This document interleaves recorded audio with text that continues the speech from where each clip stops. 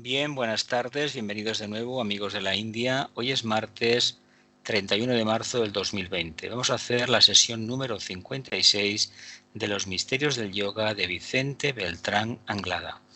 Hemos tomado el libro del mismo título de Vicente Beltrán Anglada, lo hemos convertido en diapositivas y cada semana hacemos la presentación y el comentario corresponde a este estudiante y al grupo que le acompaña.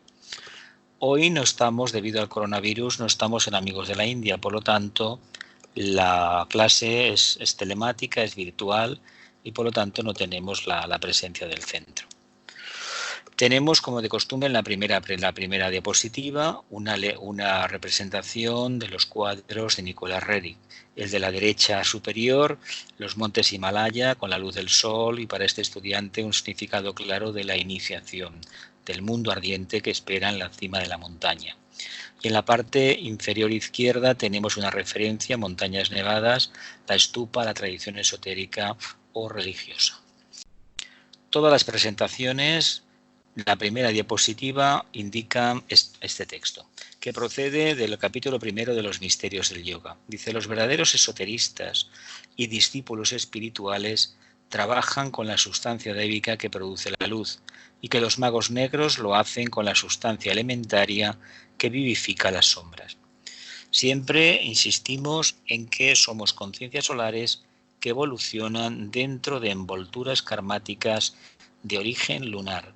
Por lo tanto, nuestros vehículos, por definición, son involutivos y de lo que hemos de construir es un sólido vehículo causal que sea capaz, mediante la irradiación interna, de transmutar, transformar y transfigurar los vehículos de la personalidad. La semana anterior, la clase anterior, nos quedamos exactamente en el significado de la gran invocación. Estábamos hablando de cuando en los años 40, años 30, se da a Alice Bailey, amanuense del maestro tibetano, se da el texto de la gran invocación. Dice así, veamos primero el texto de la gran invocación, conocido seguramente por muchos de ustedes. Hay que decir una cosa, esta es la tercera gran invocación, la más conocida de todas, la de 1945, pero existen dos más. La de 1936, que habla de los... Sí, la primera invoca a las fuerzas de la luz y la segunda invoca a los señores de la liberación. Por lo tanto, la segunda se utilizó en un momento clave de la humanidad, la Segunda Guerra Mundial, es la más esotérica de todas y es la que realmente invoca el aspecto destructor del primer rayo. Hay que destruir formas caducas para poder construir formas más eficientes para la conciencia. Dice, desde el punto de luz en la mente de Dios, que afluya luz a las mentes de los hombres, que la luz descienda a la tierra. En realidad nos habla de algo que ya en el trabajo esotérico más o menos todos tenemos un poquito claro, que nosotros somos luz, estamos hechos a semejanza de la luz del logos, somos una proyección manásica del logo solar y por lo tanto, si el logos tiene luz, evidentemente esa luz va a fluir a nuestra mente. Por lo tanto, esa luz, cuando descienda a una amplia mayoría de seres humanos, esa luz iluminará la tierra. En el segundo punto invocamos el aspecto amor, el aspecto corazón. Y dice, desde el punto de amor en el corazón de Dios, que afluya amor a los corazones de los hombres. Que Cristo retorne a la tierra. Dios es amor. Básicamente Dios es inmanente y trascendente al mismo tiempo. Dios está en todo y se manifiesta a través de todo. No obstante, los humanos lo debemos llevar en el corazón. Por lo tanto, desde ese punto de amor arquetípico dentro de la conciencia logoica, invocamos el amor que afluya dentro de nuestros propios corazones para que nosotros vivenciemos la experiencia y la podamos trasladar a la familia humana. Cuantos más humanos manifestemos la conciencia crística, que es este amor en manifestación, antes la figura mítica, el mito del Cristo, será una realidad en la tierra. No es que venga un avatar como se nos promete, sino que el trabajo de preparación consiste en que en gran escala haya cada vez más seres humanos que manifiesten activamente la conciencia crística. Dice, invocamos al tercer aspecto, la voluntad de Dios. Dice, desde el centro donde La voluntad de Dios es conocida, que el propósito guíe a las pequeñas voluntades de los hombres. El propósito que los maestros conocen y sirven. El centro donde la voluntad de Dios es conocida, evidentemente en el punto átmico, ¿no? Lo más elevado. Es decir, ¿dónde está esa voluntad? Ahí está contenida de forma arquetípica, y en la medida en que el logos se vaya manifestando, esa voluntad saldrá a flote, saldrá en la manifestación. No olvidemos que vamos por el segundo sistema solar, y en el primero el logos solar trabajó 3 sistemas de 7 en total. Él trabajó el aspecto materia o el aspecto luz. Por lo tanto, el logos solar tiene luz, y en este segundo, su segundo sistema solar, hablamos del logos solar, que se manifiesta a través del sistema solar y de esa estrella que conocemos como el Sol, está intentando trabajar el segundo aspecto, el aspecto búdico, el aspecto corazón, o simplemente el aspecto amor. Por lo tanto, ¿en qué consiste este propósito que los maestros conocen y sirven? Pues ni más ni menos entender que hay una voluntad arquetípica que él atesora y que los maestros mediante, se dice que afluye a las pequeñas voluntades de los hombres, pero para que los seres humanos seamos conscientes de el punto de voluntad en la mente de Dios, debemos conocer muy bien y manifestar la presencia del alma a tal extremo que la personalidad ya sea algo del pasado. ¿Qué quiere decir? Personalidad como entidad separativa de lo que es la conciencia. No, ya habrá una plena integración del alma y la personalidad. Si no, no va a ser fácil para nada, es decir, será irrealizable entender la voluntad divina y pretender que el propósito, que esta voluntad al bien que Dios atesora, se pueda hacer una realidad en nuestra pequeña voluntad, que básicamente la voluntad humana es, como en el signo de Leo se percibe, muy egoísta, es decir, reivindica el yo separado. Pero esa es la fase que hay para salir de la conciencia de masa o conciencia caracterizada en el arquetipo del trabajo número 4 de Hércules, que es Cáncer. Propósito que los maestros conocen y sirven. Los maestros, vía trabajo interno y vía continua meditación, van poco a poco percibiendo qué es este propósito y aprovechando el tránsito de las constelaciones y según las características del cielo, planetas, energías, trabajan un aspecto u otro. A todo este conglomerado de energías le denominamos los 7 rayos y hay que decir que es una ciencia bastante compleja. Va todo por triángulos de constelaciones y hay que tener una mente muy fina, muy intuitiva, para poder percibir mínimamente las oportunidades que se presentan. Y finaliza diciendo algo muy importante, reivindicando el papel preponderante que en todo este proceso va a realizar la raza humana, el cuarto reino. Dice, desde el centro que llamamos la raza de los hombres, que se realice el plan de amor y de luz y selle la puerta donde se halla el mal. Claro, si la jerarquía es ni más ni menos que el chakra cardíaco, Shambhala es el centro coronario donde está la voluntad de Dios, los humanos, ¿qué seríamos en este caso? Seríamos la personalidad, la parte más densa. Si somos la parte más densa, evidentemente estamos sometidos a la profunda dualidad. De ahí que este plan de luz y de amor, es decir, utilizar las energías propias del alma, el primer aspecto, la luz, es la personalidad y la energía de integración es característica de la mente abstracta, tendríamos la relación mente concreta, mente abstracta. Y se selle la puerta donde se halla el mal. Ya nos está diciendo que mientras los seres humanos seamos víctimas de esta dualidad, de no tener una personalidad coordinada ni integrada, el mal prevalecerá en la tierra. Y esto que estamos viendo, el comportamiento que estamos viendo de algunas ciudades de nuestro país con el confinamiento impuesto por el coronavirus, hay gente que se los salta a la torera, indica que todavía no hay suficiente grado de luz y mucho menos de energía de cohesión, de mirar más por el otro que no por uno mismo en el pueblo. Pero esto es algo que es extrapolable a cualquier rincón del planeta Tierra. Y luego finalizamos con un colofón maravilloso. Que la luz, las 3 energías básicas, monádicas por excelencia, los 3 aspectos del Creador, la luz, el amor y el poder, restablezcan el plan en la tierra. La luz, el amor y el poder. Luz también es correcta acción. Amor es ¿qué? No es sentimiento, es conciencia. Y poder es el propósito. Claro, si en estas energías de la personalidad arquetípicas, procedentes de la mónada, de la tríada espiritual, ¿cómo pretendemos arreglar el mundo en el cual estamos viviendo en este momento? O damos más de lo que se nos pide, o realmente la luz nunca, nunca prevalecerá en la Tierra. Hoy de momento lo que hay es la luz de la personalidad, y una luz mezquina, maniquea, falsa, pero no es la luz de integración que la humanidad necesita en este momento, por ejemplo. Paso, siguiente diapositiva. Dice, como ustedes se darán cuenta, en esta invocación se tienen en cuenta tres absolutos factores o cualidades psicológicas: la luz, el amor y el poder, es decir, la inteligencia, el sentimiento y la voluntad. Él le llama sentimiento, Él le llama sentimiento, yo no lo voy a discutir. Yo sé que el maestro tibetano en el libro El espejismo, un problema mundial, tiene un punto de vista muy diferente a lo que es el sentimiento. Lo que pasa es que él tiene toda la libertad de expresar este pensamiento con unas palabras que son muy fácilmente asimilables por la audiencia.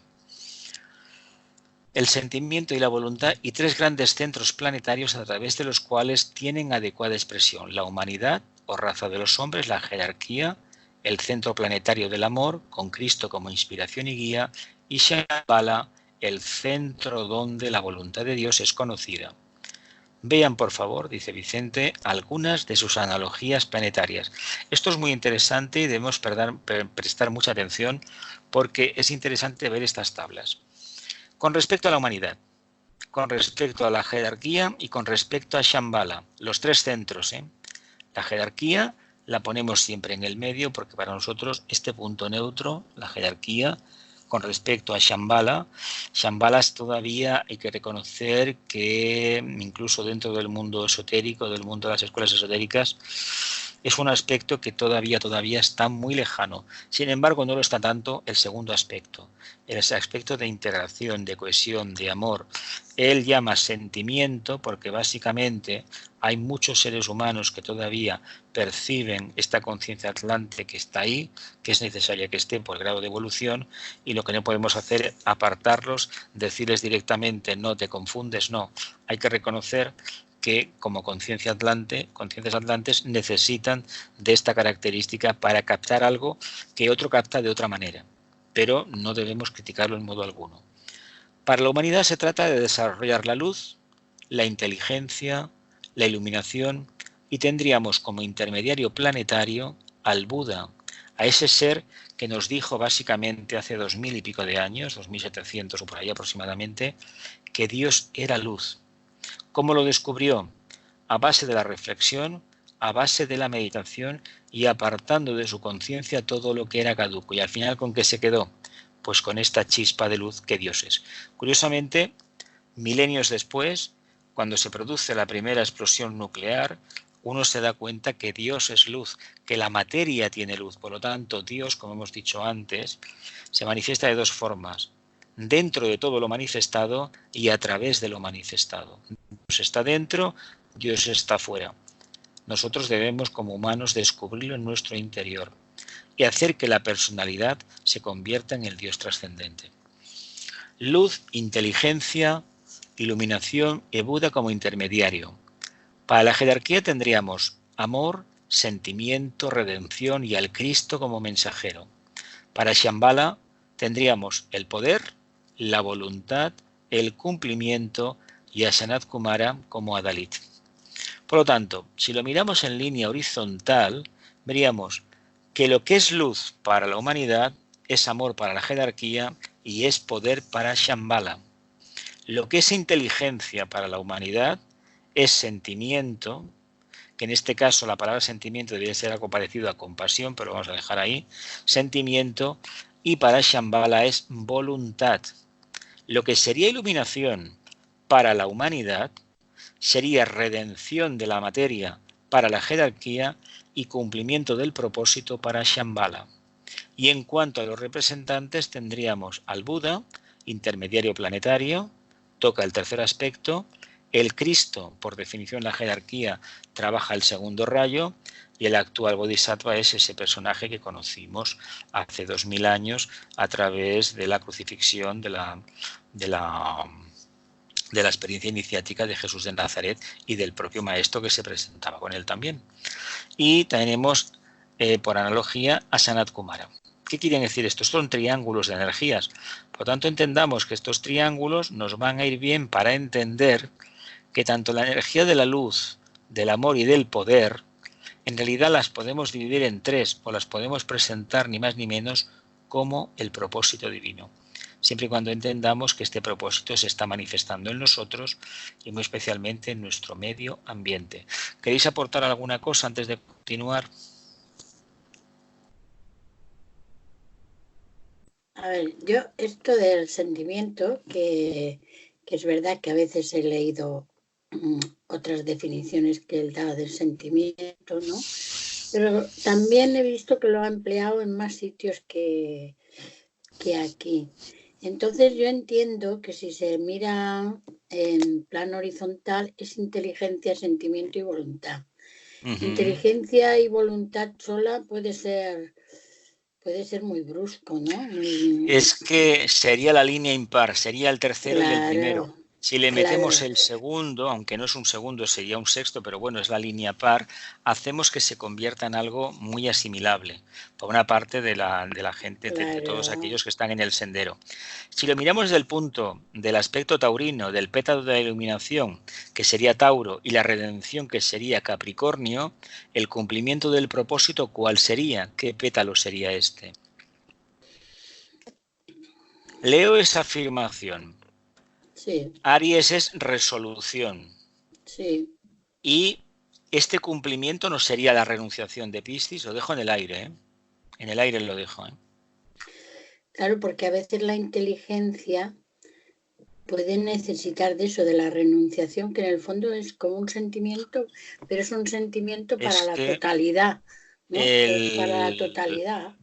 Es que ser inteligente a estos niveles significa haber conseguido la luz, la redención, la renovación, este cumplimiento que para este estudiante es renunciación y la firma, todos los 12 pétalos. En el fondo estamos hablando de tres cualidades que en el fondo es una, hablando en plata, porque si la materia no está, es decir, uno no ha conseguido liberar la energía de sus vehículos de personalidad, a ver, de los átomos permanentes, para ser más exactos, más esotéricos, poco cumplimiento del plan va a hacer, ¿eh?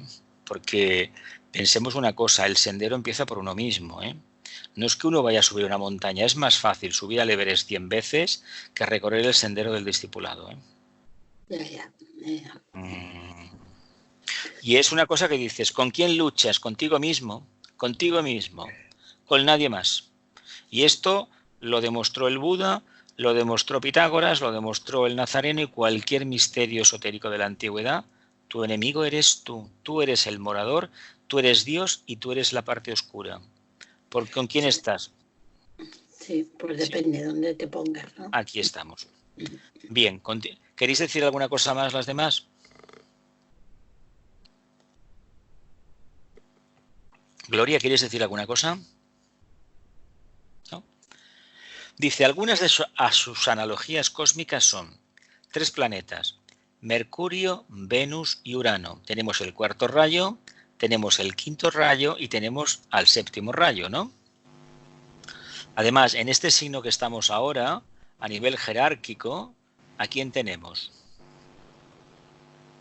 Tenemos a Marte, tenemos a Mercurio y tenemos a Urano. De ahí que la Iglesia Católica se pongan el hábito lila, ¿no? La ropa lila. Incluso yo recuerdo de pequeñito, en el pueblo donde nací, que a las imágenes de los santos en el altar las cubrían con un terciopelo de color lila. Y el manto del nazareno era de lila. Y luego cuando se hacía, por ejemplo, la procesión, los sacaban ni más ni menos con un manto precioso que era un azul oscuro, azul índigo. Sabían de colores esotéricos, sabían bastante. Pero bueno, no lo decían. Tendríamos a Mercurio, a la Tierra y a Buda como intermediario cósmico. Mercurio, la Tierra, tendríamos al cuarto rayo, al tercero, y Buda, ¿qué rayo le ponemos? Tercero también es la luz, ¿no? Sí, para el tercero. Tendríamos a Venus, la estrella Sirio y el espíritu de la paz. Si lo miramos de forma vertical, la línea del quinto rayo, la estrella Sirio que manifestará un segundo y el espíritu de la paz que manifiesta un segundo rayo, ¿no? Porque es el agente cohesionador. Y tendríamos luego el cumplimiento del propósito, tendríamos el séptimo rayo, que en el fondo es Urano, es el planteamiento del primero, de Vulcano, que todavía no ha aparecido, y que cuando refleja algo, Plutón ha levantado la alfombra, ha destruido, y Urano tiene que manifestar algo más. Pero de hecho Urano lo que hace es destruir. Ya veremos cómo construimos lo nuevo.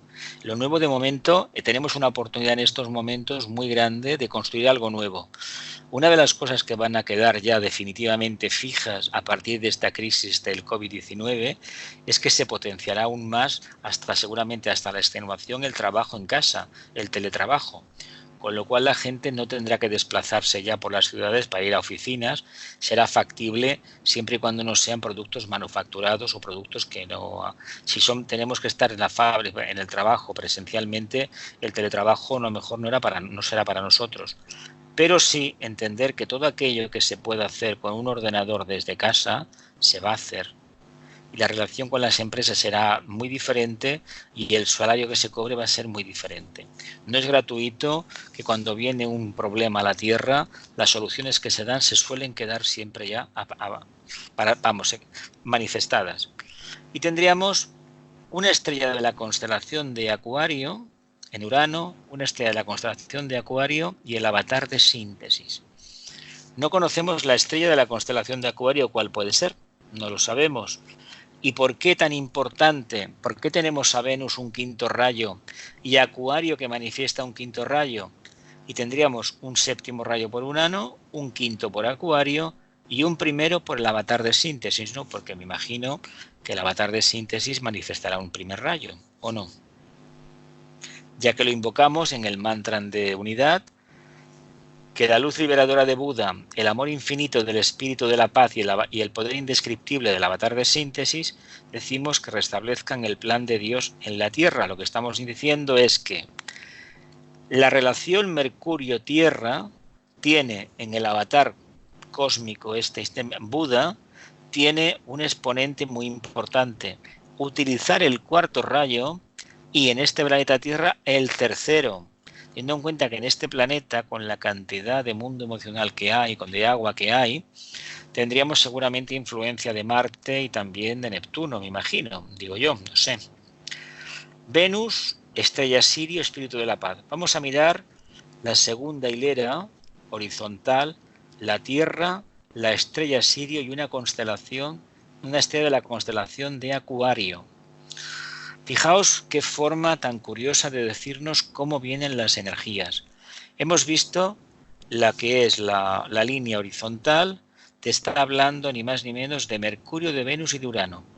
Pero en la segunda línea horizontal, es decir, estamos viendo ni más ni menos la Tierra, la estrella Sirio y una estrella de la constelación de Acuario. Tenemos un triángulo de energías que convergen en la Tierra, igual que en la tercera línea, la tercera hilera de celdas, tenemos nada menos que Buda es el punto de anclaje de estas energías del espíritu de la paz y del avatar de Síntesis en la Tierra. Por lo tanto, la relación entre la estrella de la constelación de Acuario, que no conozco el nombre, y la estrella Sirio, que manifiesta un segundo, sería un quinto rayo, un segundo rayo y el tercero de la Tierra. Y arriba tendríamos la energía de Urano, es uno de los señores del karma, es el planeta del cumplimiento, ¿no? ¿Sí o no? Parece que sí, ¿no? Aquellos 4 señores del karma, que son los planetas transpersonales. ¿Por qué? Bueno, pues porque nos afectan prácticamente casi todo el periodo de la encarnación. De ahí que lo que nos marquen realmente no es que sea de obligado cumplimiento, es que hay muy pocas posibilidades de escaparse. Si uno vive por debajo del diafragma, lo que dicen los planetas va a misa, es decir, es de obligado cumplimiento.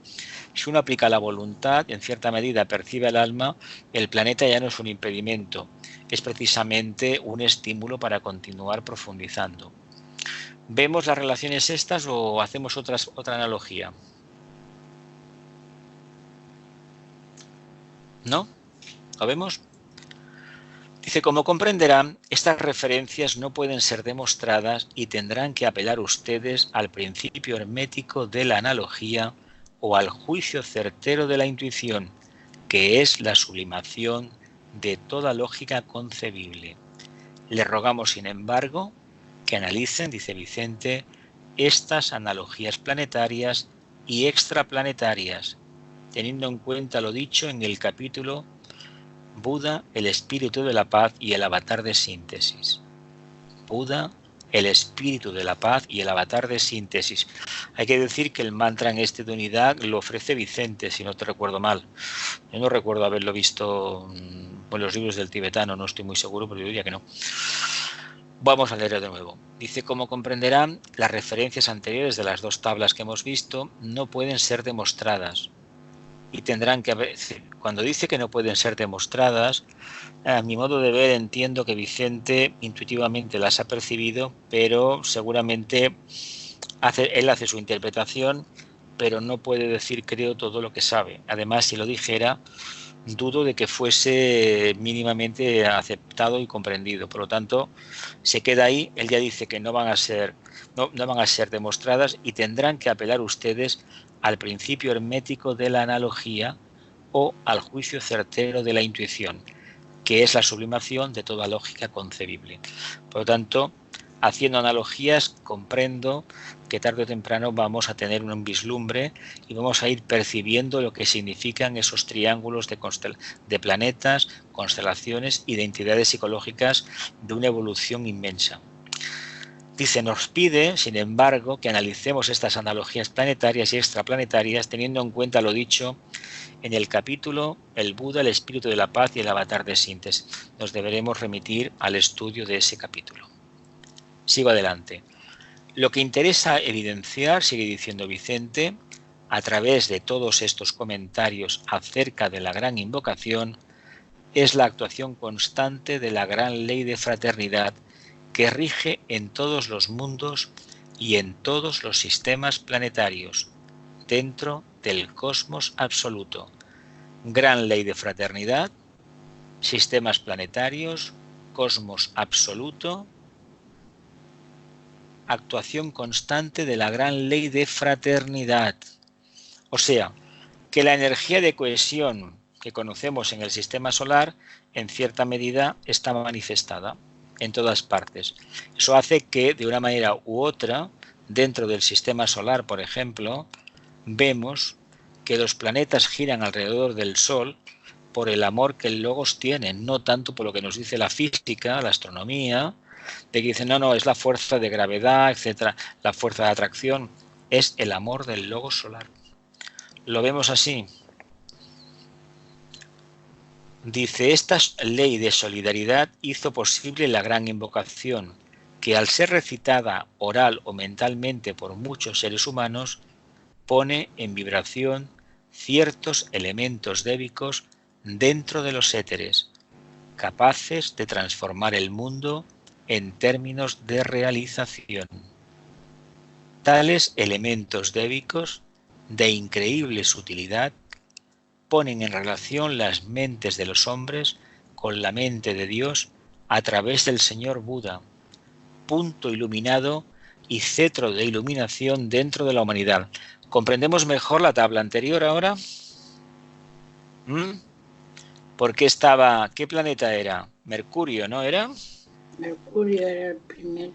Era Mercurio, la Tierra y el Buda. Claro, la intuición llega a la Tierra, pero ¿quién realmente pondera en este caso?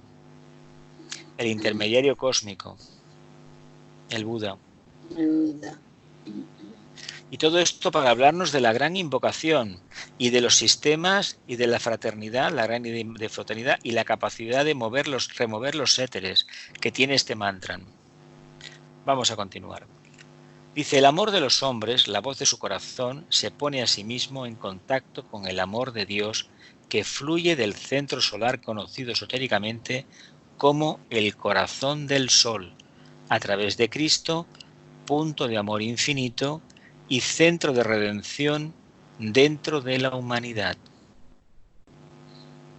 El amor de los hombres, la voz de la raza humana, la voz de su corazón, se pone a sí mismo en contacto con el amor de Dios que fluye del centro solar, conocido esotéricamente como el corazón del sol, a través de Cristo, punto de amor infinito y centro de redención dentro de la humanidad.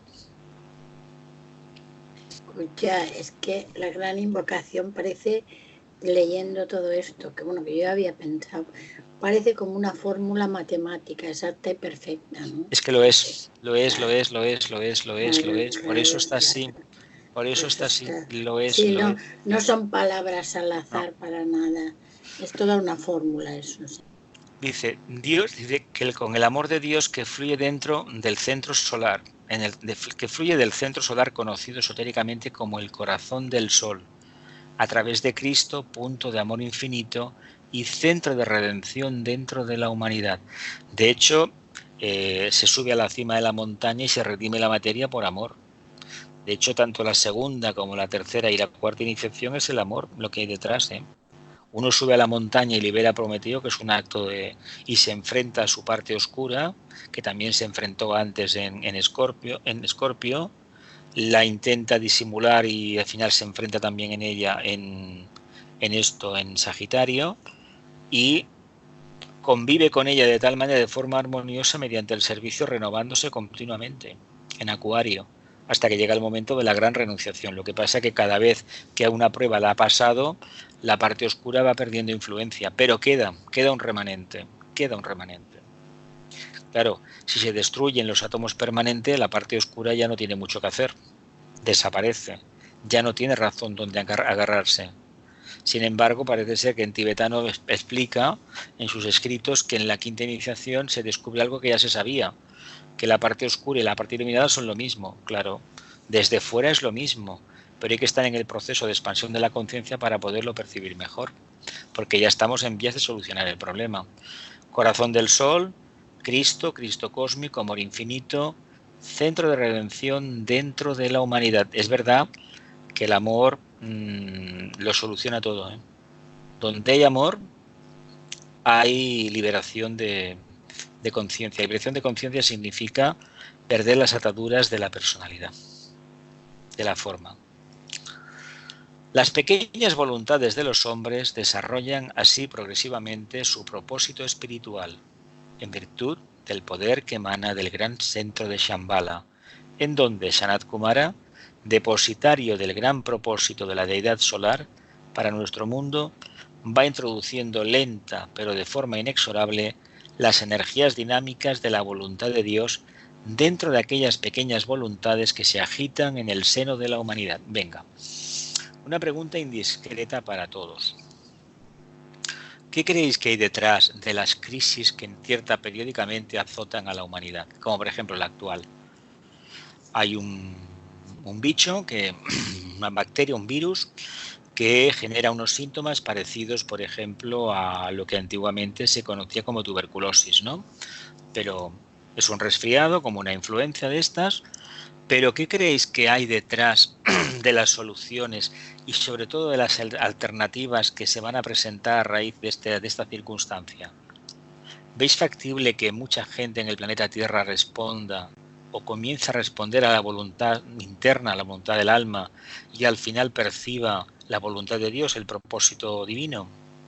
¿Creéis factible esto? Sí. Es que si lo percibimos, es el plan. Si lo percibimos así, entonces entenderemos que esta crisis, como todas las que la humanidad tiene, vienen en el sentido vienen precipitadas por la respuesta a esa voluntad al bien que se proyecta desde Shambhala. Cuando se dice en la meditación de Naciones Unidas, decimos los viernes, la pacífica y silenciosa voluntad que se encuentra enfocada en el interior de Shambhala. Pacífica y silenciosa. ¿Por qué? Porque no se nota, no se ve, sin embargo está.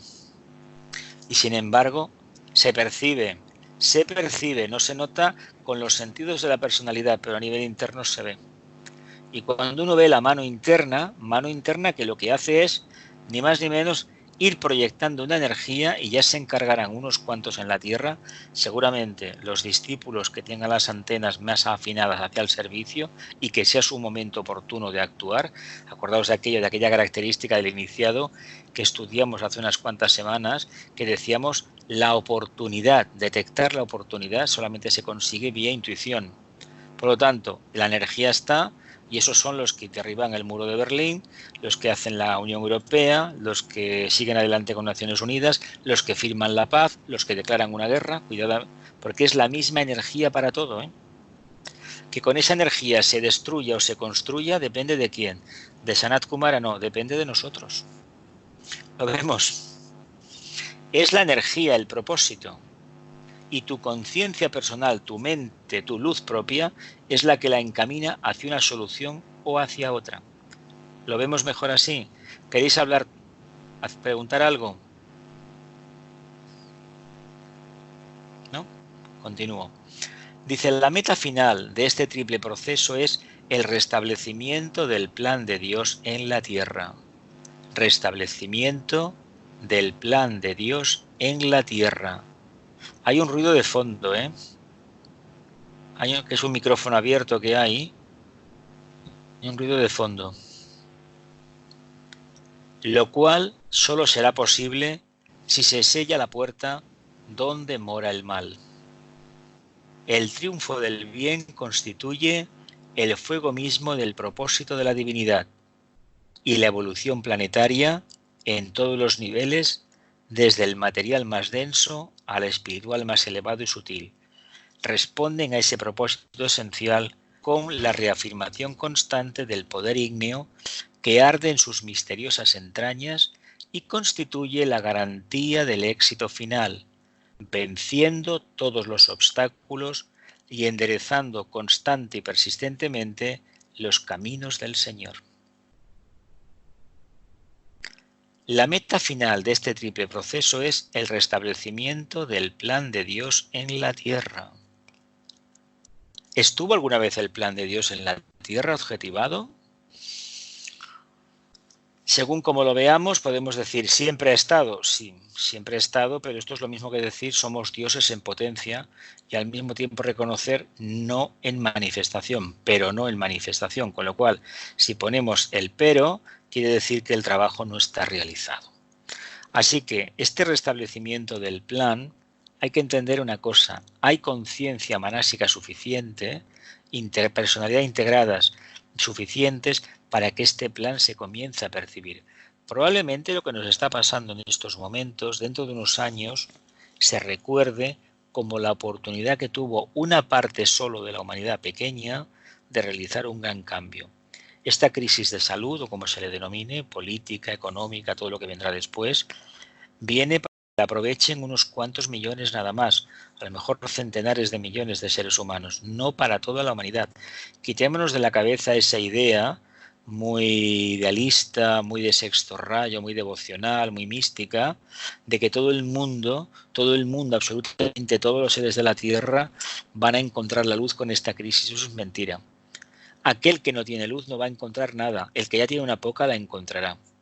Y verá los errores que hemos cometido como civilización, como humanidad, en las últimas décadas o los últimos siglos. El acaparar y no compartir es precisamente el camino que te conduce al infierno, no te conduce a la gloria.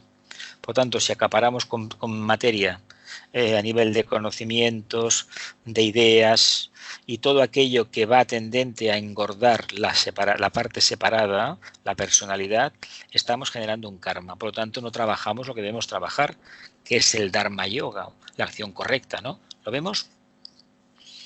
Dice, el triunfo del bien constituye el fuego mismo del propósito de la divinidad y la evolución planetaria en todos los niveles, desde el material más denso al espiritual más elevado y sutil, responden a ese propósito esencial con la reafirmación constante del poder ígneo que arde en sus misteriosas entrañas y constituye la garantía del éxito final, venciendo todos los obstáculos y enderezando constante y persistentemente los caminos del Señor. Precioso. La gran invocación contiene un poder de tipo cósmico por sus directas relaciones con la nueva era de Acuario, de la cual se ha convertido en eficaz y positiva introductora. Utilizarla es poner en vibración ciertas energías dormidas, todavía en los éteres planetarios de los distintos niveles, y poner en estado de suprema expectación otras fuerzas de origen solar que, agitándose en los niveles etéricos cósmicos, están prestas a intervenir cada vez que el principio del bien, de la paz y de la armonía cósmica sea invocado. Bien, hay que hacer una cosa con respecto a la gran invocación. Si tenemos costumbre de utilizar la gran invocación con mucha frecuencia, que sepamos que estamos trabajando con fuego. Y si estamos trabajando con fuego, debemos entonces ser muy responsables y darnos cuenta que estamos precipitando un cambio. Estamos precipitando que la luz precisamente de Shambhala, de la jerarquía y de la propia raza humana se manifieste. Si se manifiestan estas luces, ¿qué se manifiesta? El propósito. Como hay tanto que cambiar, lo primero que va a hacer esta energía, utilizada por discípulos y aspirantes, va a ser romper con todo aquello que impide que la luz afluya. Y si la luz hay resistencias, habrá sufrimiento. Por lo tanto, delante de esta crisis que tenemos ya y que se va a perdurar en el tiempo, no 15 días más, sino probablemente más tiempo, hemos de anteponer el cumplimiento del propósito, que es el bien general, no el mío. Como eso no va a ser posible, porque no tenemos todavía suficiente grado de vibración y de integración, van a haber conflictos muy duros, muy difíciles. Todo lo que hemos visto en las películas en las últimas décadas lo vamos a ver en el plano físico.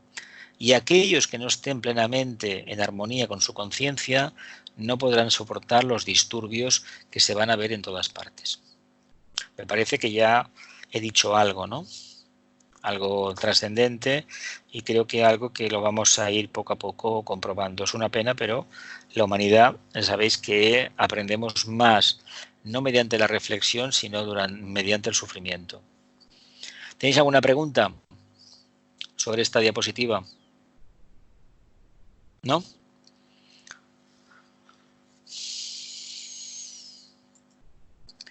Vean ustedes, dice Vicente, que la gran tradición hermética espiritual tiene su continuidad en nuestros días a través de este mantra solar, que estamos considerando de reconocida potencia y eficacia, si se deciden a estudiar esotéricamente su significado después de haber seguido las líneas luminosas de esta gran tradición que estuvieron presentes cuando fue confeccionada, serán conscientes de la gran ley de fraternidad a la que constantemente hacemos referencia, así como de la seguridad de que ningún llamado invocativo realizado con buena voluntad y deseo de bien quedará sin respuesta por parte de los responsables augustos del plan planetario, solar y cósmico.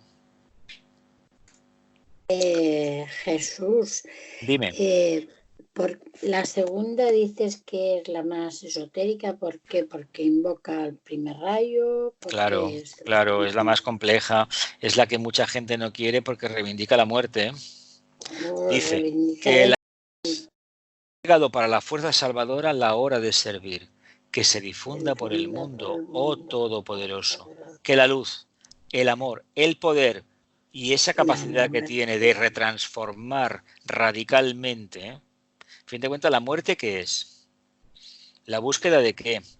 ¿Qué pétalo hay en el trabajo de Hércules, en el número 8? El valor. El valor, claro. ¿Qué reivindica el valor? El primer rayo, claro. reivindica el primer rayo mediante el cuarto, ¿eh? Ojo, ha de hacerse dentro del cuarto. Por eso el cuarto es tan complicado, porque tú estás enfrentándote a lo caduco. Por eso os decía antes, la interpretación que hago muy limitada de esa diapositiva, era que si invocamos con la gran invocación, que sepamos que nos están escuchando. Y por lo tanto, ¿qué dan? Más. Si nos dan más, ¿qué vamos a hacer? Pues tener que tragar aceptar las consecuencias de que todo nuestro alrededor va a cambiar, ya está cambiando. Yo cuando abren el grifo, ¿no, Jesús? Claro que abren el grifo. Cuando cayó el muro de Berlín me dije a mí mismo, ¿ves? tanto tiempo con la gran invocación cada día y mira por dónde se ha producido como un milagro. Y a medida que pasa el tiempo, digo, caramba, es cierto, claro que es cierto. Tú invocas energía, la energía viene, la energía no tiene nombre.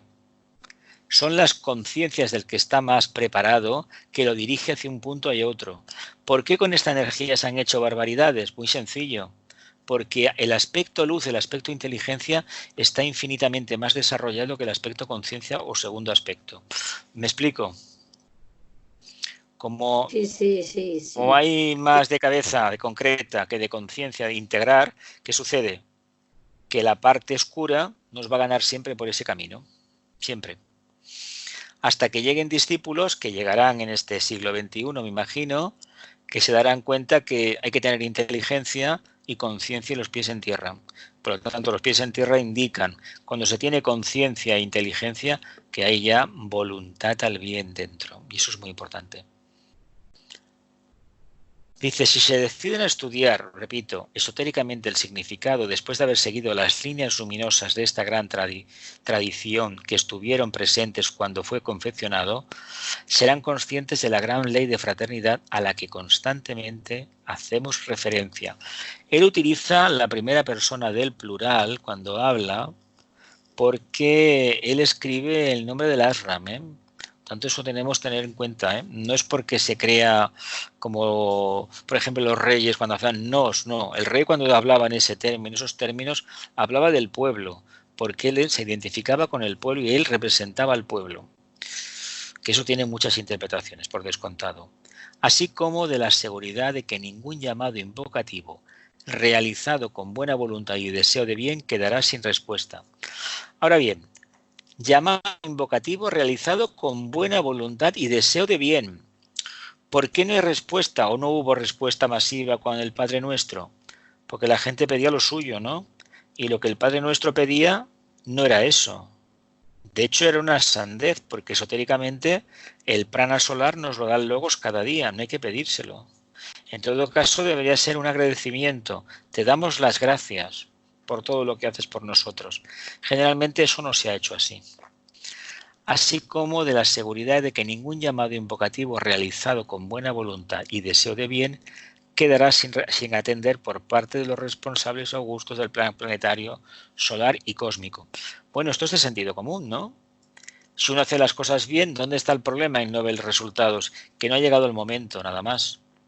No es que no merezca los resultados, es que todavía, por condicionamientos karmáticos, no estás en condiciones de recibir todavía un aporte.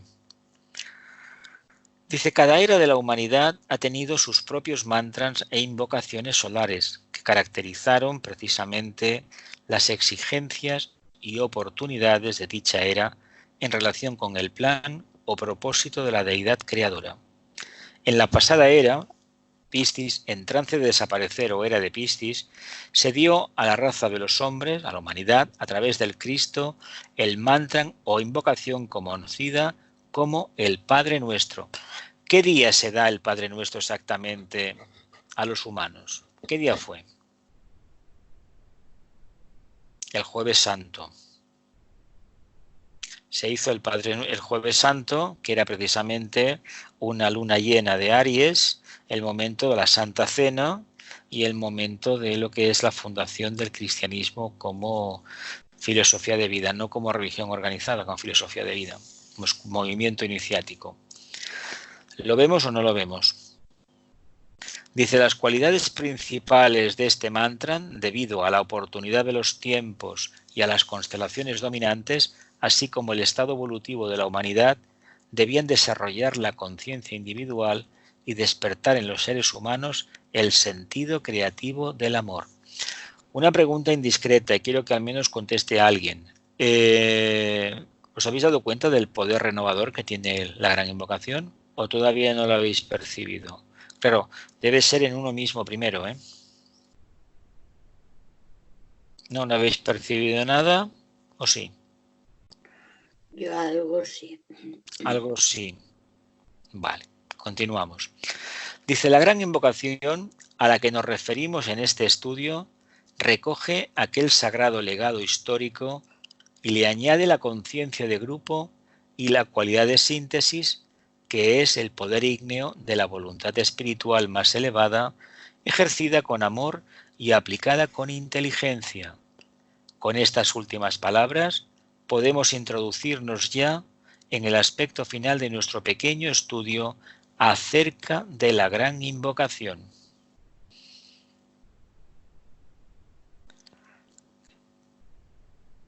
Conciencia de grupo, cualidad de síntesis, poder ígneo de la voluntad espiritual, ejercida con amor y aplicada de forma inteligente. Con estas palabras podemos introducirnos en el aspecto final de nuestro pequeño estudio acerca de la gran invocación, que hablará del propósito divino, del cumplimiento del plan. ¿Qué será esto? ¿Qué será? ¿Lo vamos a ver? Sí. Vamos a ver. Finalidad de la gran invocación. La finalidad de la gran invocación es restablecer el plan de Dios en la tierra. Que ya lo hablamos antes, ¿os acordáis? Que también ponía finalidad, Esta frase tiene un absoluto significado y hay que esperar una rápida comprensión del mismo, a menos que se posea una intuición muy desarrollada.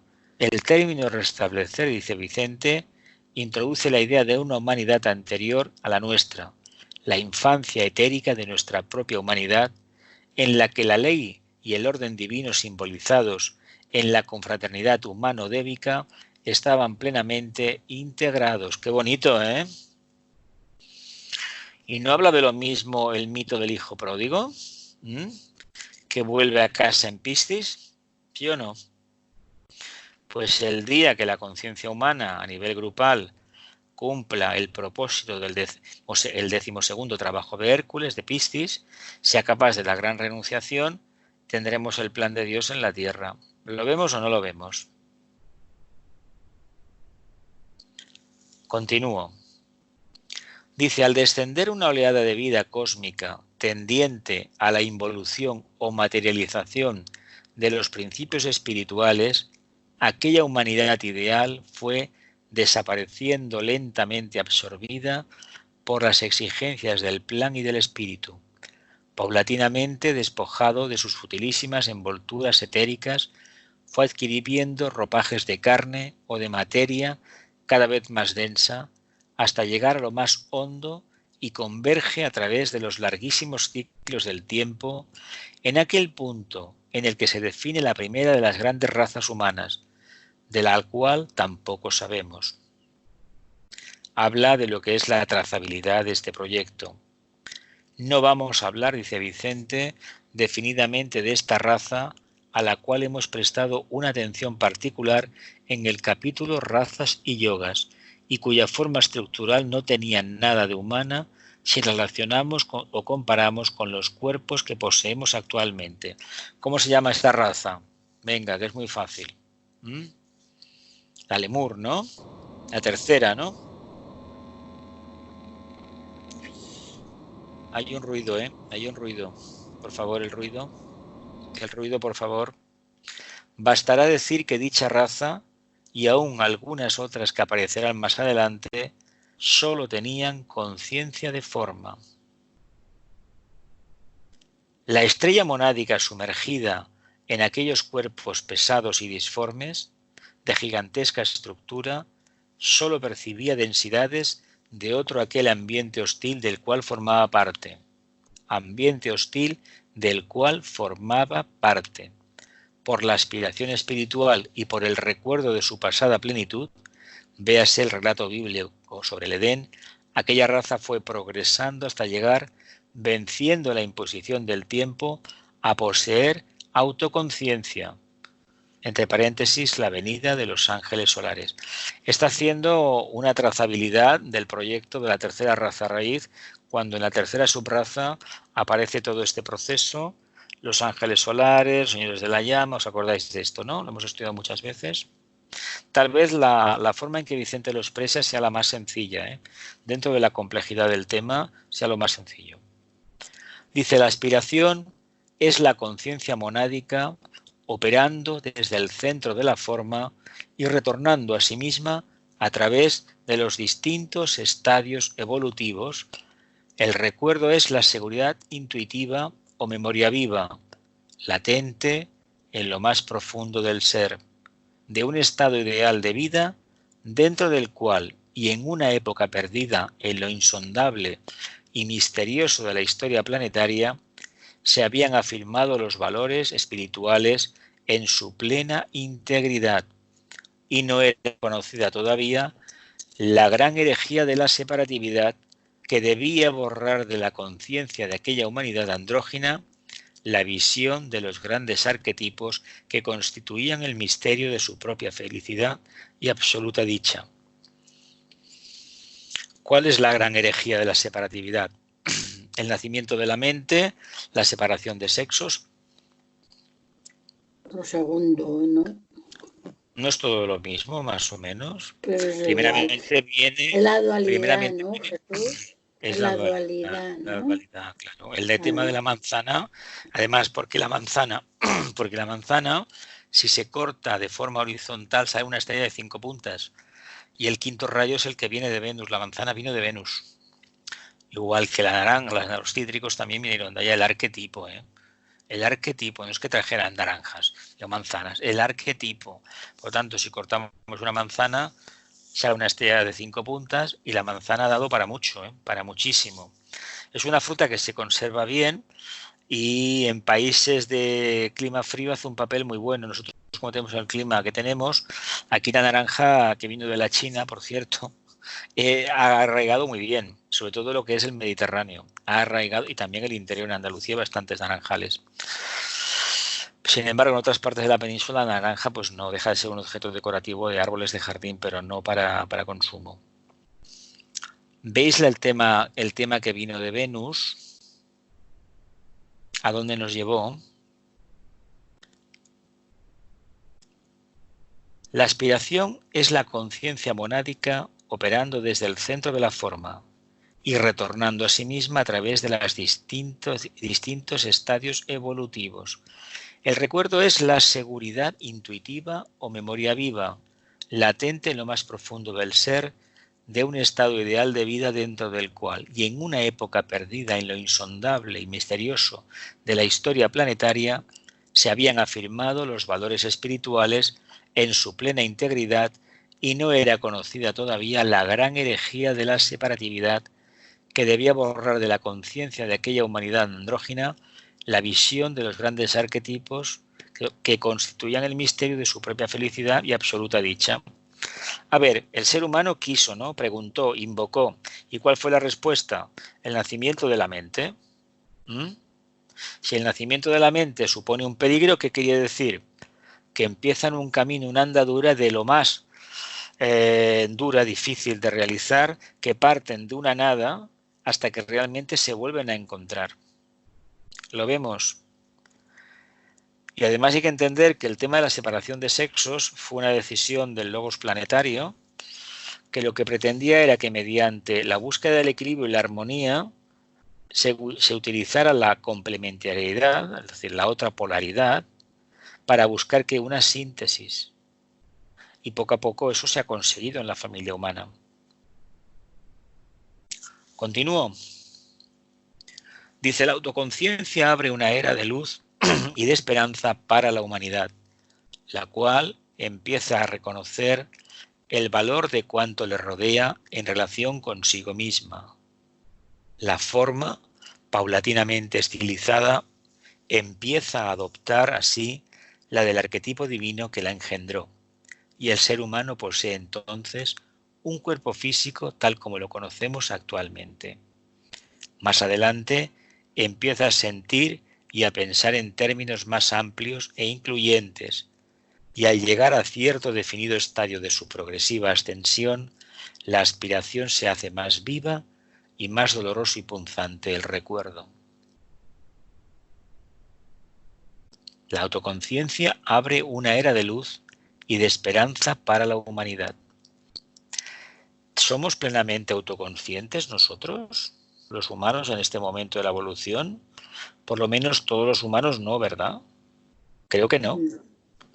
Creo que no. La forma paulatinamente estilizada empieza a adoptar así la del arquetipo divino que la engendró, y el ser humano posee entonces un cuerpo físico tal como lo conocemos actualmente.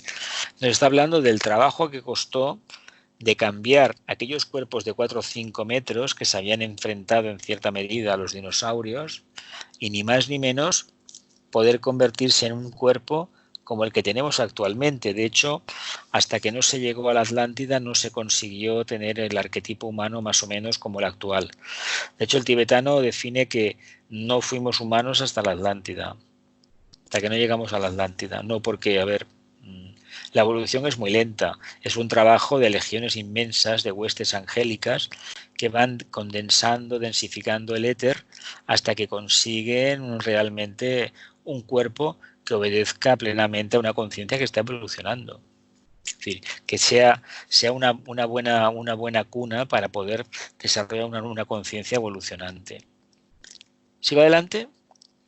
Dice, sobreviene entonces una era de conflicto y agonía que llega a su culminación en aquel estado dentro de la individualidad humana que denominamos de discípulo, es decir, de un ser humano que empieza a ver la luz espiritual, atracción monádica, y a ser consciente de su recuerdo, los del arquetipo que encarnó en lejanísimas etapas precedentes con materia etérica de la más sublime diafanidad. ¿Esta visión la habéis tenido? No, ¿verdad que no? Él habla muy simbólicamente de las famosas aquellas razas hiperbóreas, ¿no?, que estaban todavía semi-materializadas. Y claro, la primera, la segunda y la tercera fue aterrizar en un conflicto, un cuerpo denso que ya no era tan sutil ni muchísimo menos. No tenían mente, no la necesitaban. ¿Por qué necesitaron mente cuando llegó la Lemuria en ese momento? Porque necesitaban una mente para poder sobrevivir. Lo vemos más o menos cómo va esto, ¿sí? Dice, cuanto se pueda decir acerca del discípulo y de su obligado peregrinaje temporal, venciendo obstáculos, arrastrando adversidades y tal como bien se nos dice en Luz en el Sendero, lavando los pies en la sangre del corazón, así como penetrando constante y persistentemente en las zonas de luz de su conciencia redimida, puede ser hallado en el relato místico de todos aquellos que hollaron el sendero dentro de las distintas religiones, así como el proceso histórico de la vida en Cristo. Por lo tanto, no nos detendremos en el examen de tales relatos o vivencias. Como dice Luz en el Sendero, lavando sus pies en la sangre del corazón. Lavando sus pies en la sangre del corazón. ¿Qué quiere decir? Que allí donde estamos está el sendero, que hemos de pisar 1000 caminos, hemos de movernos, hemos de vivenciar muchísimas experiencias y que ese corazón de deseos debe ser sacrificado para que el verdadero corazón se manifieste. Si es así, evidentemente se llama sangre. La metáfora habla de la sangre del corazón, lo más preciado. Un corazón que no tiene sangre, un corazón que separa, ¿no? Por lo tanto, ¿qué estamos diciendo? Que el discípulo ha de renunciar a todo lo que ya más ama, no a la vida física como la entendemos que es necesaria, pero sí al apego que le tiene a la vida física. Ojo, no a la vida con mayúsculas, el apego que tiene a la vida suya, a la personal, sí, al cuerpo físico en concreto. Esa idea de que si pierdo el cuerpo físico se acabó es una idea equivocada. Por lo tanto, se le van a someter a 1001 pruebas hasta que se dé cuenta del error en el cual está viviendo. Lavando sus pies en la sangre del corazón. Sigo adelante. Interesa, sin embargo, que nos demos cuenta de las implicaciones de la palabra restablecer, que significa en nuestro presunto estudio volver a vivir la existencia arquetípica de las primeras humanidades y compartir nuevamente con los ángeles el destino divino de perfección que es la meta de ambas evoluciones. Básicamente, ¿por qué hablo tanto del Agni Yoga y sobre todo del Devi Yoga? Porque este restablecer en el plan en la tierra vendrá cuando trabajemos en amplia escala con el reino angélico. Imagino que esto lo entendemos ya, ¿no? Claro, él lo enlaza haciendo sus analogías con las primeras etapas, que sí que es verdad que una conciencia como muy seráfica, muy de comunión total, pero quiero decir que no teníamos el elemento que nos hace ser conscientes a los humanos, que es la mente. La mente hay que construirla. Ya llegará el momento en que destruyamos la mente porque podremos vivir de la intuición, pero no podemos pretender vivir de algo que sobrepasa nuestro entendimiento si antes no hemos desarrollado el instrumento que nos habla del entendimiento. Entiendo. Dicho de otra manera, más vale tener una mala filosofía que no tener ninguna. ¿Lo vemos? Restablecer qué significa en nuestro presente estudio volver a vivir la existencia arquetípica de las primeras humanidades y compartir nuevamente con los ángeles el destino divino de perfección que es la meta de ambas evoluciones. Esta frase ha sido entresacada del libro de los iniciados. Nos da la clave exacta del término restablecer. Nos da también una idea más clara del por qué en las ramas de la jerarquía y en el sistema de entrenamiento espiritual de los discípulos de esta nueva era se presta atención al estudio de la vida de los devas. Véase también el capítulo 7, Devi Yoga. Ya lo hemos pasado este capítulo, ¿eh? Estamos en el 12. ¿Alguna cosa a aclarar? Sigo adelante. Dice el restablecimiento del plan de Dios que debe fusionar dentro de la conciencia humana la aspiración monádica, tendencia innata del ser humano de mirar hacia arriba, hacia la cúspide de la cabeza, cuando espiritualmente invoca energías superiores, con el recuerdo humano, el arquetipo esencial para la raza humana, tendrá en la era de Acuario un acabado cumplimiento dentro del corazón de muchos hombres y mujeres de buena voluntad y decidido propósito espiritual, que de forma consciente o inconsciente están hollando ya el sendero de la vida interna y son prácticamente discípulos en entrenamiento espiritual. Qué bonito, ¿no? Qué bien lo pone. El restablecimiento del plan de Dios que debe fusionar dentro de la conciencia humana la aspiración, es decir, la tendencia a ir hacia arriba, hacia la cúspide de la cabeza, es cuando se invocan energías superiores, con el recuerdo, el arquetipo esencial para la raza humana, tendrá en la era de Acuario un acabado cumplimiento dentro del corazón de muchos hombres y mujeres de buena voluntad y decidido propósito espiritual que actualmente prácticamente ya son discípulos en entrenamiento espiritual. Por lo tanto, ¿qué estamos realizando en el sendero? Fusionando a los dos hermanos, trabajando a la par con el reino angélico, ¿para qué? Para provocar una fusión de energías, para que el plan de Dios se pueda manifestar. De hecho, el hombre piensa, pero el Deva construye. Y si el hombre no piensa acorde al arquetipo, acorde al canon de la nueva era, los devas no construirán nada que se pueda ajustar a ese patrón.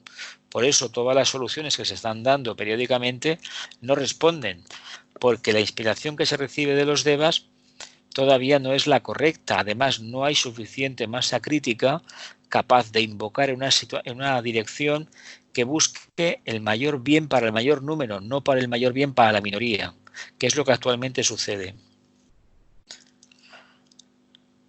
Sigo, dice, al hablar pues de la era de Acuario, con sus infinitas oportunidades selectivas y su indescriptible caudal de energías sutiles y tremendamente poderosas que empiezan a surcar los éteres planetarios, no lo hacemos en forma vaga o nebulosa, sino en términos concretos del aquí y el ahora. Si examinamos atentamente el mundo que nos rodea, nos damos cuenta de que esta realidad más grande que nosotros mismos empieza a invadir y a condicionar gran parte de las actividades humanas. Hablamos de la era de Acuario, con infinitas oportunidades selectivas e indescriptible caudal de energía sutil, tremendamente poderoso. Empieza a surcar los éteres planetarios.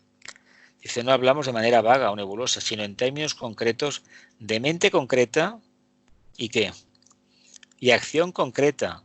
Si examinamos atentamente el mundo que nos rodea, nos damos cuenta que esta realidad más grande que nosotros mismos empieza a invadir ya a gran parte de las actividades humanas. Esto fue escrito en los años 80, me imagino, años antes de desencarnar. Imagino que estará, no sé exactamente el año que escribió Los Misterios del Yoga, o probablemente los años 70, pero él ya intuía hacia dónde nos iba a llevar el planeta Urano, por ejemplo. que es el abanderado de la era de Acuario, el planeta de la electricidad, el planeta de las comunicaciones por excelencia, de toda la tecnología que tenemos últimamente, electrónica. Él supongo que él intuyó algo de la informática, pero es que prácticamente la síntesis que manifiesta la era de Acuario, un quinto rayo que es sintético y un séptimo rayo que también es sintético, lo tenemos por todas partes. Por eso os decía antes que esta crisis que tenemos del COVID-19 y la obligación de trabajar desde casa a nivel telemático ha venido para quedarse, porque es una característica esencial precisamente acuariana, es decir, simplificar los movimientos, las acciones y al mismo tiempo obtener un gran rendimiento. Eso es utilizar la ley de economía muy sabiamente. Economía a todos los niveles. Mínimo esfuerzo, máximo rendimiento. ¿Lo vemos? Venga, la última ya y nos vamos. Dice, para terminar este... mira, se acaba el capítulo. Para terminar este capítulo quisiéramos añadir todavía otra idea. Se refiere a lo que hay que entender por oportunidad selectiva, a la que nos hemos referido anteriormente. Esta oportunidad no confiere ni implica privilegio ni concesión alguna. El estado de discípulo, al cual hace referencia el término selectividad, está hoy más que nunca a nuestro alcance. ¿Os acordáis cuando hablábamos de aquello de la iluminación y de la oportunidad? ¿Os acordáis de aquello? Hablábamos de iluminación, hablábamos de intuición, hablamos de oportunidad, de acción y de oportunidad, ¿verdad que sí? El discípulo que vive de la intuición, que como personalidad demostró luz, es el capacitado ¿para qué? Para aprovechar esta oportunidad. El día de la oportunidad es cada uno de los días de la vida. Basta que demos un paso al frente, es decir, que cambiemos y la oportunidad habrá hecho ya el milagro. Dice, no es una primicia para los esoteristas tradicionales decir que nace, no es una primicia, perdón, es decir, de aquellos que hacen del esoterismo un estudio meramente intelectual, sino que es un legado fruto de la experiencia de los siglos que solamente alcanzarán o recobrarán los sencillos de mente y puros de corazón, aquellos en quienes la luz del misterio brilla en sus mentes por la fuerza de la aspiración y en quienes la intensidad del recuerdo, venciendo todas las imposiciones del tiempo, abre las perspectivas gloriosas del verdadero destino para toda la humanidad. ¿Qué nos quiere transmitir? Pues ni más ni menos una cosa. Sencillos de mente y puros de corazón. No se referirá a esa capacidad que tenemos en el sendero de alcanzar ni más ni menos la mente abstracta y vivir exclusivamente no del razonamiento sino de la intuición. Ojo que la mente abstracta, el alma, no puede aparecer si tenemos una mente con muchos recovecos. Hemos de allanar la mente, no renunciar al intelecto que tenemos, sino darnos cuenta que por encima está que una percepción instantánea que viene en nuestra ayuda cada vez que es necesaria, sin crear imágenes ni nada, pero para eso hemos de desprendernos de la influencia del mundo del plexo solar y muy especialmente de la mente concreta, muy ligada precisamente al plexo solar. Y esta es la perspectiva gloriosa que toda la familia humana necesita. Bien, hemos acabado. Oye, Jesús, una cosa ya antes de acabar. Y ese recuerdo y esa aspiración, bueno, la aspiración y el recuerdo, ¿eso por dónde nos viene? ¿Por el alma? ¿Por el ángel solar? ¿Quién nos recuerda? Nos viene por todo lo aprendido, sobre todo a nivel de comportamiento, a nivel de miedo atávico, a nivel de aspiración, a nivel de ir hacia adelante, nos viene de esa primera etapa.